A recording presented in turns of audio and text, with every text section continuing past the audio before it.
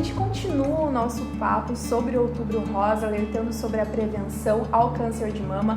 A gente já falou com mulheres inspiradoras que passaram pelo tratamento do câncer e hoje nosso papinho é um pouquinho diferente. A gente trouxe um especialista na área, um oncologista clínico, que vai responder pra gente as principais dúvidas. Dr. Juliano, vamos começar falando sobre a questão da prevenção, né? Que é algo muito importante antes de fazer o tratamento, toda a questão da quimioterapia e tudo. Como é que a mulher pode se prevenir para não ter o câncer de mama? Eu acho que esse é o ponto-chave, né? O tratamento do câncer de mama desenvolveu demais, mas o melhor mesmo é nem precisar do tratamento. Isso envolve mudança de hábitos de vida. É bem difícil fazer isso, mas é super importante. A alimentação tem que ser uma alimentação com pouca caloria, limitação de carne vermelha, limitação de gorduras, limitação de carboidratos, em excesso apenas frutas e verduras e legumes, isso está liberado, o resto tem que ser em quantidades limitadas. Muitas pessoas me procuram perguntando sobre devo parar de comer açúcar, devo parar de comer carne, eu devo parar de tomar leite. Eu não sou adepto a radicalismos, acho que não há necessidade de parar com nada, mas as porções dessas substâncias, desses alimentos que podem aumentar a chance de câncer de mama devem ser limitadas. Outro ponto que nós esquecemos, e no dia a dia, eu sei que ainda mais as mulheres que têm dupla jornada, trabalham fora e trabalham em casa, mas tem que ter o tempo para se dedicar à sua saúde. E nesse quesito, o exercício físico é super importante. Então, os estudos mostram, sem dúvidas, que fazer exercício físico regular protege contra o câncer. Protege quando a mulher nunca teve, para não ter, e mesmo quem já teve, pode prevenir o retorno do câncer para o câncer não voltar fazendo exercício físico. 1 hora, 4 vezes por semana. Álcool também. Álcool aumenta muito a chance de câncer de mama. Que quantidade? Existe uma quantidade que talvez possa ser usada, mas é pouco, realmente é pouco álcool. Tem alguns estudos mostrando que talvez se abster totalmente seja o melhor, mas como eu te falei, acho que o radicalismo talvez não seja o ideal, as porções têm que ser bem pequenas mesmo. Muito bom. E a gente foi até as ruas saber quais são as dúvidas das pessoas, em relação ao câncer de mama. Vamos assistir agora uma dúvida para você responder pra gente. Tá ótimo. Olá, eu gostaria de saber como é realizado o diagnóstico de câncer de mamas nos homens. Uma boa pergunta, né? A gente acaba esquecendo, o Outubro Rosa já é tão feminino, que a gente acaba esquecendo um pouco dos homens. O câncer de mama em homens responde por um volume muito pequeno, cerca aí de uns 2% dos casos. Eu acho que na minha prática clínica, aqui em Foz do Iguaçu, eu devo ter atendido umas 4, 5 pessoas com câncer de mama do sexo masculino. Não há as mulheres têm, A partir dos 40, 45, 50 anos, dependendo do guia que é usado, começa a fazer exames de prevenção, de detecção precoce, na verdade. Para homens não há. Então, nos casos que a gente tem acompanhado, foi percepção mesmo do próprio homem que notou alguma massa, algum nódulo crescendo na região da mama. E aí, depois que o homem percebeu, é igual que na mulher. Pode-se fazer o ultrassom, às vezes se conseguir fazer tecido mamário no homem bem pequeno, mas pode-se tentar fazer o exame com raio-x, que seria a mamografia. Mas o exame é o mesmo, o tratamento também é o mesmo. O que muda aí no caso é que não tem um protocolo de prevenção, de diagnóstico precoce como nas mulheres. Uhum. Agora a gente tem uma pergunta sobre a mamografia, que talvez é algo bem corriqueiro, mais do que a gente imagina. Vamos ouvir a pergunta. Por que o exame é feito desse jeito? Por que machuca? Eu queria saber por quê. Essa é uma questão bem frequente, a mamografia. Então, dependendo dos guias, tem guias americanos, guias europeus, guias brasileiros, não há um consenso mundial. Entre 40 e 50 anos de idade, deve-se começar a fazer os exames. A mamografia é o principal exame de diagnóstico precoce em mulheres um pouco mais velhas. Então, 45, 50 anos, o tecido da mama ele começa a mudar um pouco e aí ele começa a ficar um pouco mais gorduroso, menos denso, e aí se usa a mamografia. Infelizmente, a mamografia ela tem que apertar a mama. Então, ela não é totalmente isenta de dor, né? Mas também pode-se falar com os técnicos para diminuir um pouco a pressão. É um pouquinho desconfortável, mas é rápido, né? Então, tem que ser feito porque é o raio-x e tem que... quanto mais realmente está apertado o tecido mamário, mais o raio-x pode penetrar no tecido e mostrar a informação que a gente precisa. Mas, fora o desconforto na hora, ele não causa nenhum outro dano, né? Então, tem pessoas que têm medo de fazer a mamografia porque pode causar algum problema de saúde, mas não. A mamografia não causa câncer, não, muito pelo contrário, né? Ela é para diagnóstico preventivo e um pouco de desconforto pode acontecer. É questão de conversar com o técnico no momento, dizer que está doendo um pouco, né? Algum desconforto acontece, mas é coisa de situação bem rápida. Agora, uma questão que é bem conhecida, né, é que as mulheres com câncer de mama, elas geralmente perdem o cabelo, né? Mas não é em todos os casos que isso acontece, né? Eu queria que você falasse em quais casos isso pode acontecer e quais casos não, né? Já que houve um avanço muito grande, né, na área médica. Então, quando nós falamos isso, então já partimos para o tratamento, né? Então, já estamos com uma pessoa que teve diagnóstico de câncer, tem um plano de cirurgia ou já fez cirurgia e precisa fazer um tratamento para redução de risco ou para tratar um tumor que está presente. A gente fala de câncer de mama como uma doença só, mas dentro do câncer de mama nós temos uma variedade muito grande de comportamentos. Algumas mulheres, infelizmente, acabam precisando de um tratamento mais agressivo, às vezes pode ter alguma perda de cabelo. Mas, mesmo quem está em quimioterapia, existem hoje algumas toucas que podem diminuir a chance de queda de cabelo, não é 100%, mas é possível. E muitos tipos de câncer não há necessidade de fazer quimioterapia. Então, tem pacientes que tomam comprimidos em casa ou pequenas injeções que quase não dão colaterais e já funciona muito melhor do que quimioterapia no passado, né? Infelizmente, alguns casos ainda têm queda de cabelo, mas cada vez menos.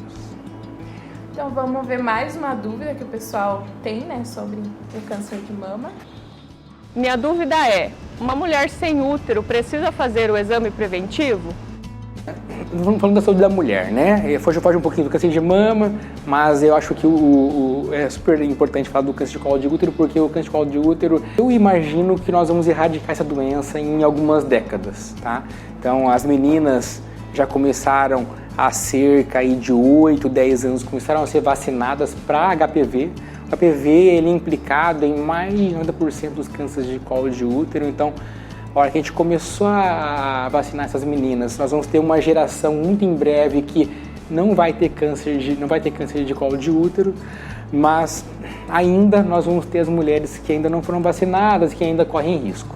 Então essas mulheres elas devem fazer o exame preventivo, muitas vezes anualmente ou bianual, aí depende do ginecologista e dos resultados que já aconteceram. Quem retirou todo o útero, né, inclusive o colo, que tem cirurgias que não é retirado do colo. Então tem que saber muito bem que cirurgia foi realizada. Mas se retirou realmente todo o útero, não há necessidade de fazer o preventivo. Às vezes as mulheres chegam já sem o útero, fazer o exame preventivo, o ginecologista ele pode coletar algumas células da região do fundo da vagina, que muito raramente pode dar câncer, tá? Mas não é obrigatório.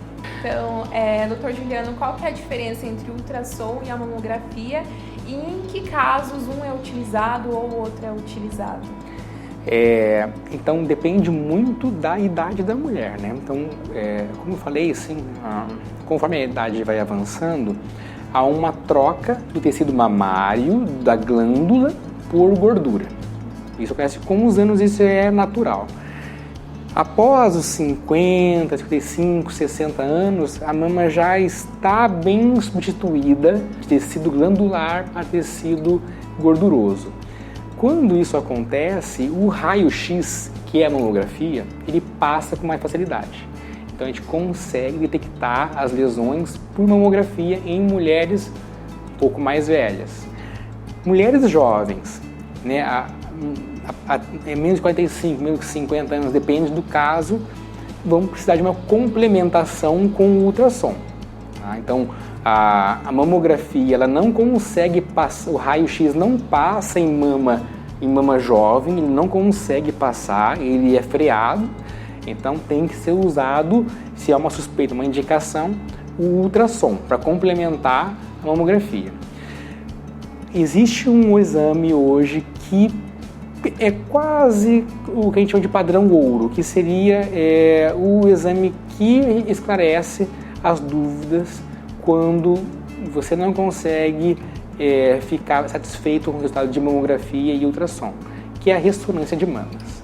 Então a ressonância de mamas, ela não tem problema nem com o tecido mamário da mulher jovem, nem com a mulher mais velha. Ele é hoje, a gente tem algum problema, faz a ressonância da mama. Com relação à idade, né, que o câncer atinge as mulheres, a gente tem uma pergunta sobre isso. Eu gostaria de saber se tem uma idade onde o câncer aparece mais, ou a partir dos 40, ou qualquer idade que ele pode vir a ocorrer. O pico de câncer de mama, ele acontece a partir dos 50, 60 anos, né? Mas tem muitas mulheres jovens que desenvolvem, né? A gente infelizmente recebe mulheres muito jovens com câncer de mama.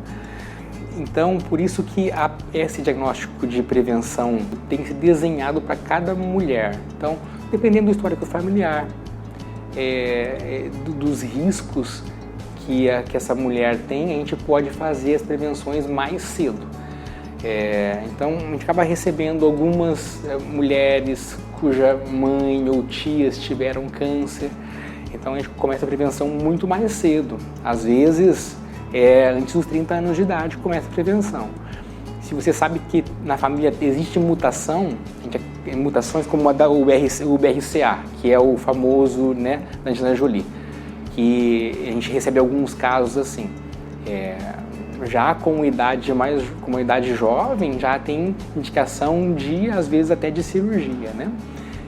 Então, o habitual é em torno de 50, 60 anos, mas há muito diagnóstico de câncer de mama em mulheres mais jovens. Então, o autoexame é bastante importante.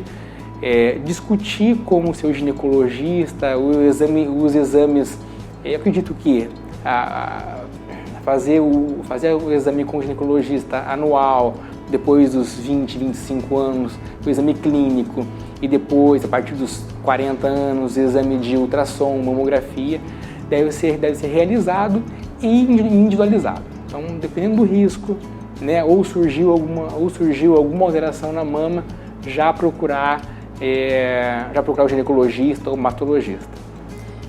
Agora a nossa última pergunta, né, que fala um pouco em relação ao tratamento. Eu gostaria de saber quais são os tipos de quimioterapia. Então, eu estava conversando com você que o câncer de mama é um nome só para vários tipos de doença bem diferente. Então, o câncer de mama tem um comportamento muito tranquilo, às vezes você pode dar comprimidinhos só, remédios simples e resolver o problema, outros a necessidade de quimioterapias super intensas.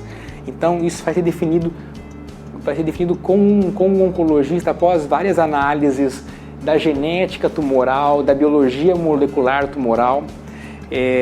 Então acredito que há uma variedade bastante grande de quimioterapia.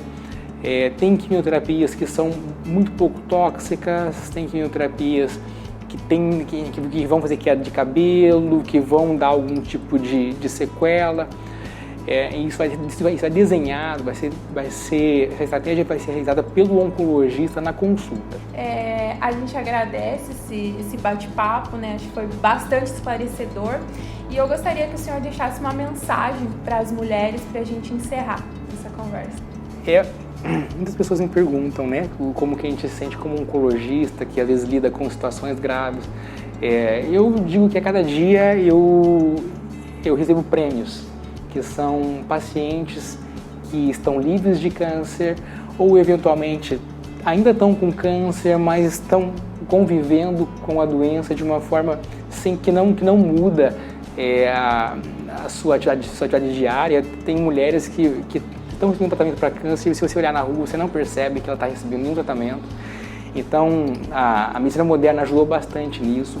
Mas o que eu gostaria mesmo é de receber menos casos avançados, receber pacientes que vão ter curados ou que até mesmo não vão ter câncer.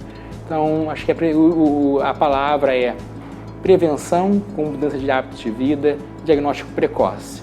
Percebendo alguma alteração, procura o médico ou já começa nos programas de mamografia e ultrassom, dependendo da idade que tiver.